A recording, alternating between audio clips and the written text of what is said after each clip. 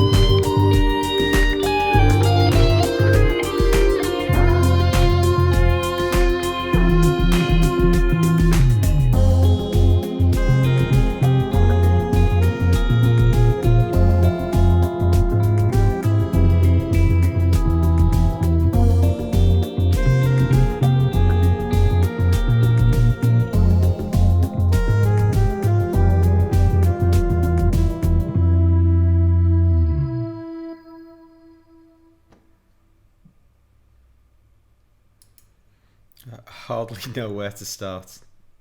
Lots has changed this week. The biggest difference you can see visually, we no longer have VST instruments. Everything is now WAVs. So I basically boiled all the drums and all the synth sounds, output them all to WAV files, created a new project called Hummingbird Mix. So I've still got the original VST project. I can go back and listen to that as reference. But essentially we threw away all the VST processing, gave the CPU a bit of a break, and then set about putting more effects and ultimately the mastering tools on top of this.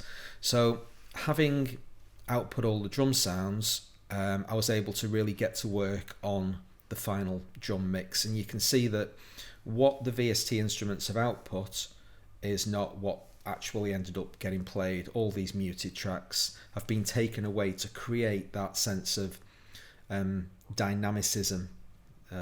Sounds a bit pompous, but the variation of sound as the song plays. So let's have a quick listen to the drums all on their own. Just jump in at a random place.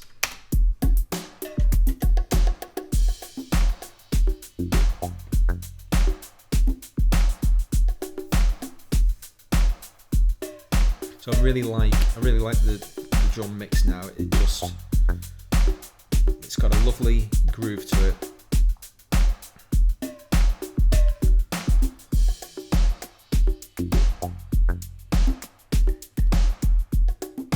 And towards the end, when we hit the solo, pretty much everything is at full tilt. So I've given myself space by taking things out earlier, so that when we jump to the solo later,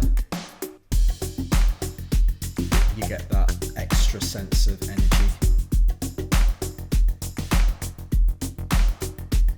Now let's bring the bass in on top of that.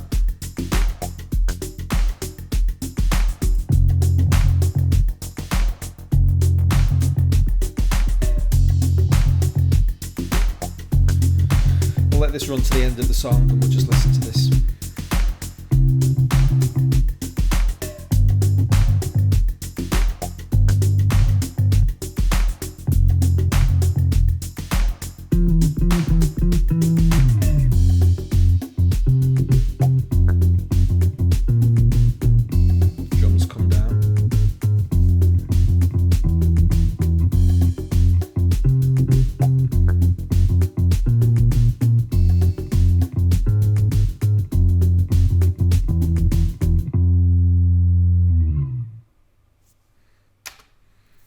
So I'm happy with that.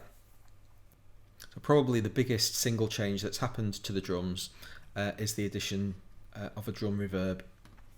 So we now have a dedicated reverb track. Previously, the VSTs themselves, Machine and Groove Agent, had been responsible for the generation of reverb, and there is reverb on some of the different drum sounds, and I'm happy with that because they sound good together. But there wasn't anything tying the whole kit together, and that's what this is designed to do. So if I bypass the reverb, in fact I'll get it running during the solo.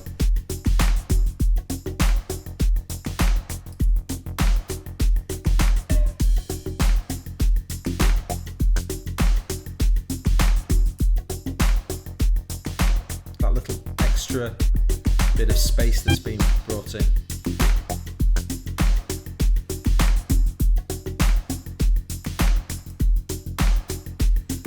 It's not much there, but it's enough.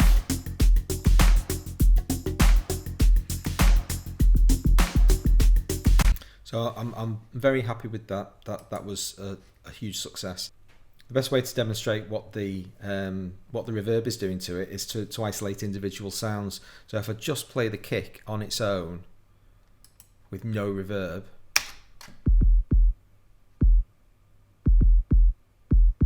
now I'll bring the reverb in.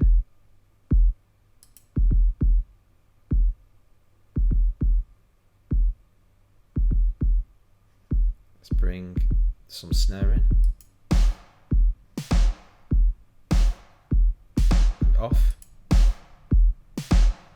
See, there is reverb on the snare wave file, but applying the same reverb over all the drum sounds ties them together.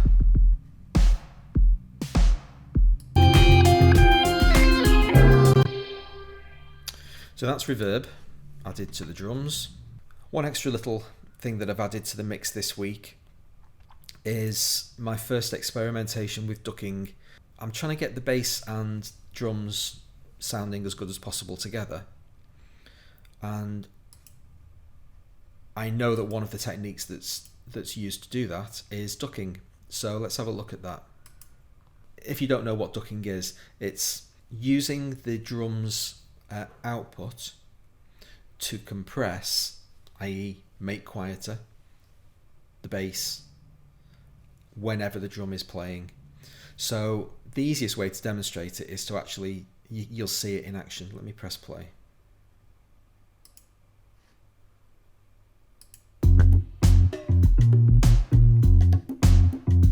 So this is the compressor, and you can see that the bass sound is being compressed every time the kick hits.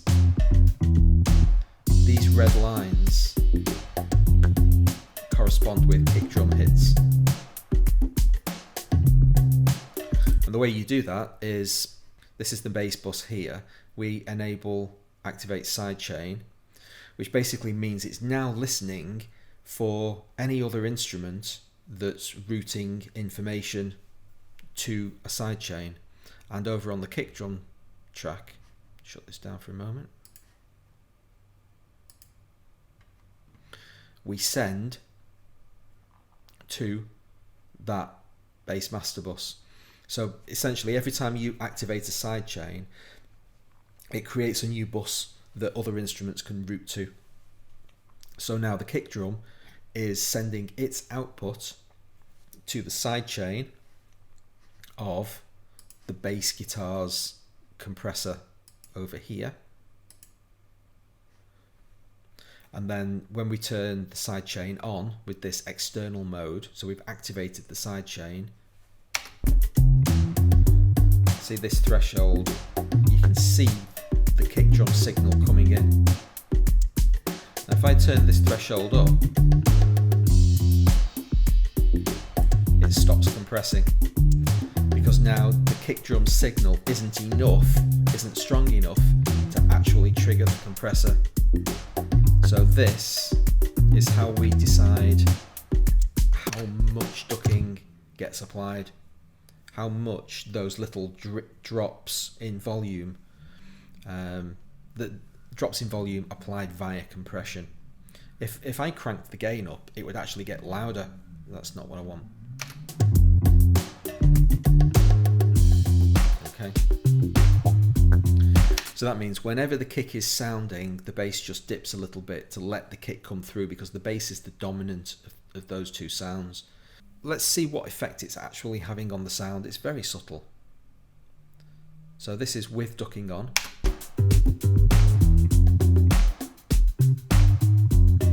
Turn it off.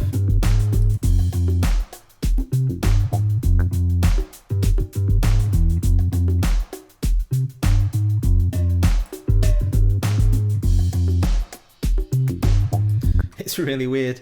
It makes both instruments just sound better. This is the first time I've ever done it, and I'm kind of impressed. It really works. This is why people use it.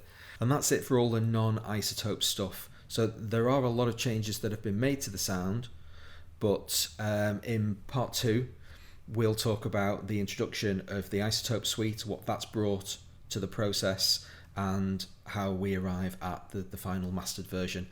So I'll see you over there, and we'll finish the story off with the iZotope suite. Thanks very much for watching. See you shortly.